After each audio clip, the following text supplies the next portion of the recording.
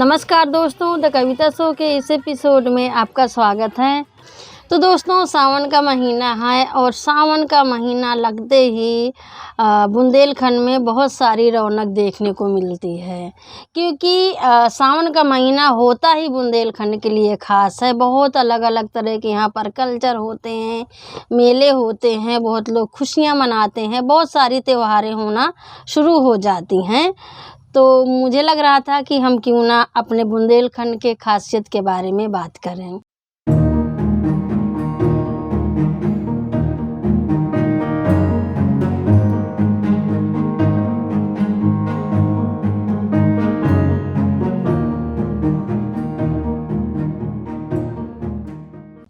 तो सबसे पहली बात तो ये है कि बुंदेलखंड के जो मशहूर जो दो लोग हैं जिनका गुणगान पूरे देश में गाया जाता है, जिनका नाम है आला और उदल। तो आला उदल की जो कहानी है आपको इतिहास के पन्नों में पढ़ने के लिए मिल जाएगी, विकिपीडिया में और गूगल में आपको हर जगह मिल जाएगी।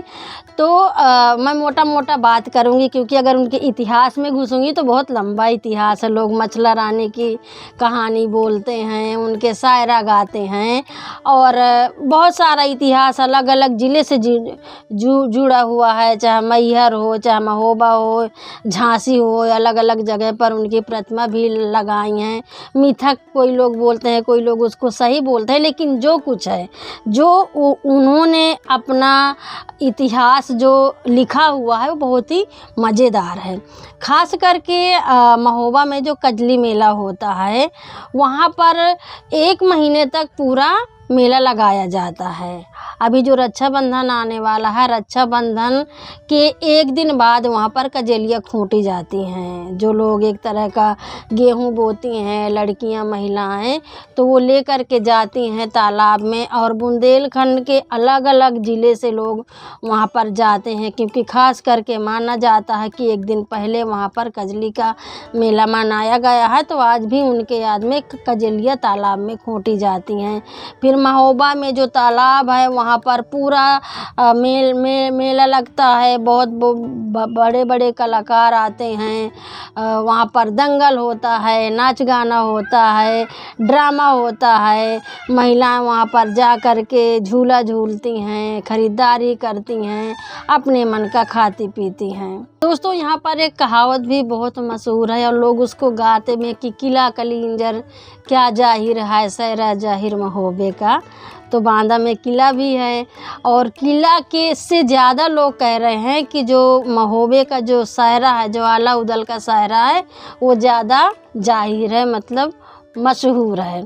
मुझे याद है कि बचपन में मैं बहुत शायरा सुनती थी, और गाँव में सावन के महीना में जो बुज़ुर्ग लोग हैं वो बहुत शायरा सुनते हैं। तो अब तो खैर इंटरनेट का ज़माना हो गया है, तो लोग फ़ोन में लगा लेते हैं, लेकिन पहले गाँव में जिनको शायरा गाना आता होता था, वो चाहे जिस भी गांव का हो बुंदेलखंड के इलाके का, उसको बाकायदा निमंत्रण दे के, चिट्ठी दे करके उनको बुलाते थे या लिवाने जाते थे। बहुत मान सम्मान के साथ में आला गाने वाले व्यक्ति को लेकर के आते थे, और फिर रात में ख़ास करके होता था, क्योंकि लोग अपने काम से फुर्सत हो जाते थे। चौपालें लगती थी गांव में। मुझे अच्छे से याद है कि मेरे बाबू मृदंग बजाते थे। एक तरह का मृदंग ढोलक होता है, मृदंग, झांझ, मजीरा, और ये सारी चीज़ों को ले कर के फिर रात में महफिल जमती थी। लालटेन जलाए जाते थे, गैस जलाए जाते थे, जो उस ज़माने की होती थी, और इसमें कोई भेदभाव नहीं होता था। महिलाएं, बच्चे, लड़कियां, सब लोग झुंड मार के गांव में, तो लोग चारपाई में बैठते थे, कुछ लोग चबूतरे में बैठते थे, और बहुत मज़े से मृदंग सुनते थे। पूरी रात बजता था, सुबेरा हो जाता था। इतनी मनमोहक कहानियाँ होती थी शायरा के अंदर कि सुनने का मन बहुत करता था। आज मैं इसको बहुत याद करती हूँ कि इतना जो खूबसूरत जो कल्चर है, ये कहीं ना कहीं अब ख़त्म होता जा रहा है, क्योंकि अब सब लोग ज़्यादातर रील बना रहे हैं, इंटरनेट में बिजी रहते हैं, अपने इतिहास को भूलते जा रहे हैं, एक नए तरह का इतिहास रच रहे हैं। लेकिन फिर भी हमें लग रहा है कि हमको इतने महत्वपूर्ण इतिहास के बारे में, अपने कल्चर के बारे में जानना चाहिए और उसको याद करना चाहिए। मृदंग, ढोलक और शायरा का गाना सुन करके बहुत मज़ा आता, बहुत मनमोहक होता, नींद उन सब उड़ जाती है। रई वाले बैठो रई के सरदार, अब बैठे छतरी थे बंगला में, अब मन में लागे करन विचार, और से दाल में अब कालो है, ढोर गए चरण वही पत क्या। तो दोस्तों, सावन का महीना इतना हरा भरा हो जाता है, इतना खूबसूरत हो जाता है, बारिश भी होने लगती है, चारों तरफ सिर्फ हरियाली हरियाली दिखती है, प्रकृति बहुत खुश रहती है। यहाँ से प्रकृति की नई ज़िंदगी की शुरुआत एक तरह से होती है, क्योंकि जितने पौधे सूखे होते हैं पानी पा करके वो हरे भरे हो जाते हैं, हंसते हैं, खिलखिलाते हैं, और प्रकृति का बहुत बड़ा महत्व होता है सावन में। और जो महिलाएं हैं वो बहुत खुशियां मनाती हैं, वो प्रकृति से अपने पहनावे को भी जोड़ती हैं, हरी चूड़ियाँ पहनती हैं, हरी बिंदी लगाती हैं, हरी साड़ी पहनती हैं और बहुत खुश रहती हैं।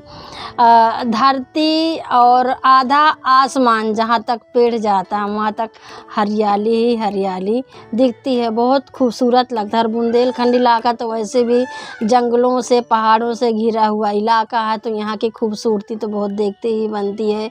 महोबा साइड जाओगे तो बड़ी बड़ी झील और तालाब हैं, तो वहाँ पर भी इसकी एक अलग खूबसूरती है।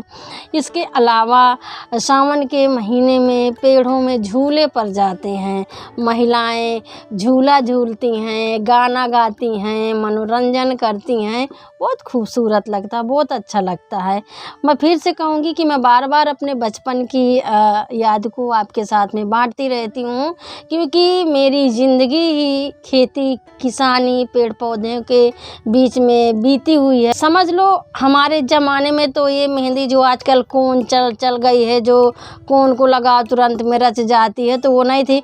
अगर गांव के किसी भी कोने में एक पेड़ होता था मेहंदी का, तो उसको चुरा चुरा के तोड़ करके लाते थे, और अगर मुट्ठी भर पत्ती भी अगर मिल जाती थी तो उसको पीसना, उसमें क्या क्या डालें कि मेहंदी रच जाए, तो उसके लिए हम चिड़ैया का गूँ ढूंढते थे, मतलब चिड़िया की जो लैट्रिन होती थी उसको जाकर ढूंढते थे। जो महिलाएं काली चूड़ी पहनती हैं, सहेलियों में ऐसे बात होती थी कि काली चूड़ी अगर इसमें पीस के डाल देंगे, चिड़िया के लैट्रिन डाल देंगे तो अच्छे से मेहंदी चढ़ेगी। तो ये सब चीज़ों को इकट्ठा करके सिलबट्टे में मेहंदी को पीस करके और फिर लगाते थे, और मतलब कुछ लगाना अच्छे से आता नहीं था तो गोटा का गोटा हाथों में रख लेते थे, लेकिन बहुत मज़ा आता था ये, बहुत ही।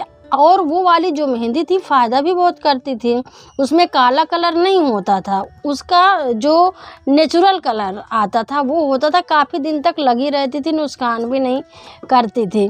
तो जो कल्चर के और सावन के जो अलग अलग महत्व हैं, इस सावन में मुझे लगता है कि मुझे बहुत याद आ रहे हैं। मैं कई बार सोचती हूँ कि कितना अच्छा वो ज़माना था, मेरा ज़माना, मेरा बचपन, या शायद जो मेरे उम्र के होंगे या मुझसे ज़्यादा उम्र के होंगे। सॉरी अगर किसी को ऐसा लगे कि मैं इतनी बड़ी बात कर रही हूँ, लेकिन फिर भी मुझे लगता है कि जो एक तरह की मोहब्बत रही है, जो प्यार रहा है, जो भाईचारा रहा है, वो शायद अभी भी कहीं ना कहीं गांव में ज़िंदा है थोड़ा बहुत, लेकिन वहाँ से भी कम हो रहा है, जो अभी इतना बड़ा बदलाव देखने को मिल रहा है।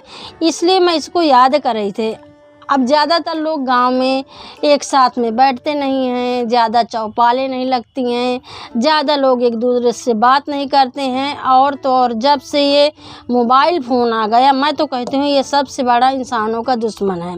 हम इससे भले ही तरक्की कर रहे हैं, हम भले ही इसमें डिजिटल की तरफ जा रहे हैं, हमारी जॉब इससे जुड़ी हुई है, लेकिन एक तरह से इंसानियत ख़त्म होती जा रही है।